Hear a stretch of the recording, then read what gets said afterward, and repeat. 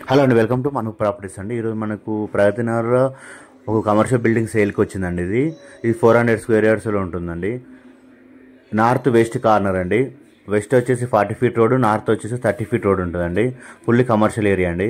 మొత్తం 8 సెటర్లు ఉన్నాయండి. ఇందులో మనకు ప్రైస్ వచ్చేసి పర్ స్క్వేర్ యార్డ్ లెక్క చెప్తున్నారండి. ఇది 1,60,000 చెప్తున్నారు per square yard.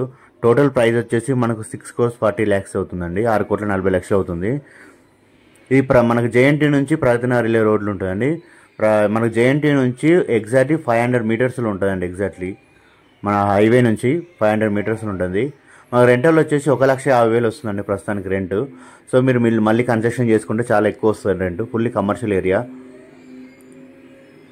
So near by ఉంటుందండి. ఇది మన హైవేకి నియర్ బై ఉంటుంది. వాళ్ళ రెంటల్ ఇన్కమ్ చూసేవారికి చాలా బాగుంటుంది. సో మనకి సెల్లార్ కూడా ఉందండి. సెల్లార్లో కూడా 2 సెటర్లు రూమ్స్ కూడా ఉన్నాయండి. నార్త్ సైడ్లో మీకు చూపిస్తాను ఇప్పుడు.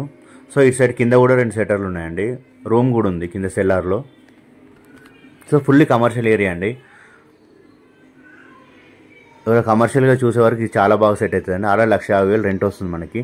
400 గజాలలో ఉందండి. ఇది ల్యాండ్ ఎక్కువగా ఉంది.